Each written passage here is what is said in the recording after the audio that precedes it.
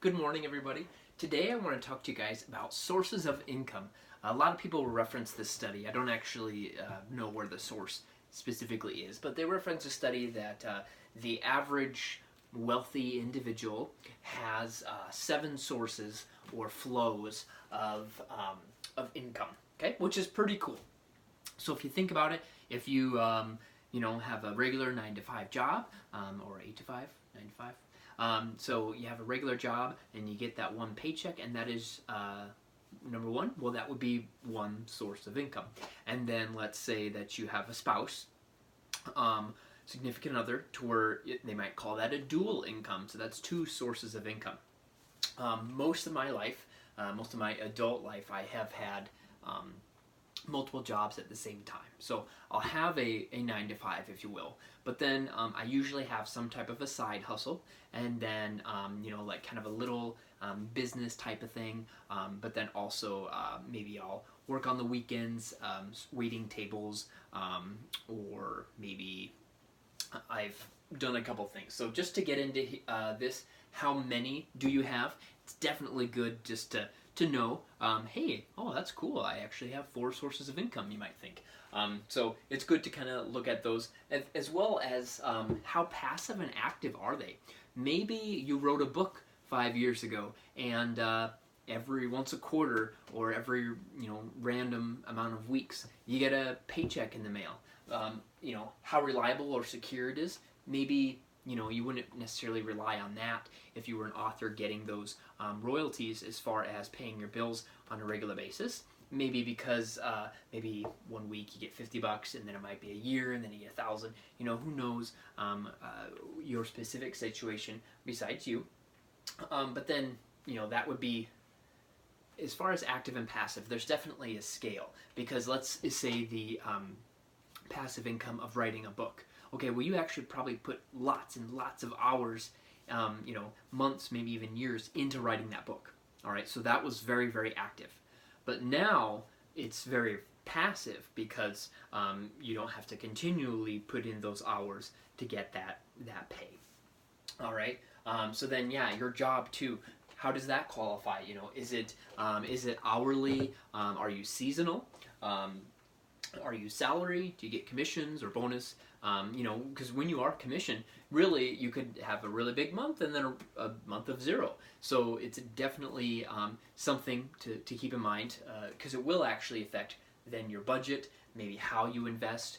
So me personally, because I always have liked a lot of different sources of income, I'll kind of maybe buy and sell some things on the side, like on Amazon, or books maybe.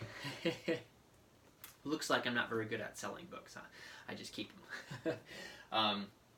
But I've always had a second job, that side hustle. So right now I'm managing my own rental unit, so that's my side hustle. My full-time job would be commissions. Bankers would look at this too when you're going to qualify for different financing. My wife might get some bonuses, but she's salary, and so that's more stable than commission. So just knowing where you qualify is good. Selling stuff, a buddy of mine buys and sells stuff off of Amazon. I think drop ship is what they call it. So he does that like crazy and does really, really well.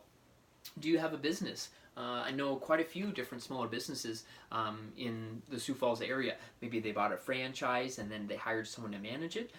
Maybe they have a self-storage business, a car wash, a fast food place, ice cream shop. So lots of really cool things like that.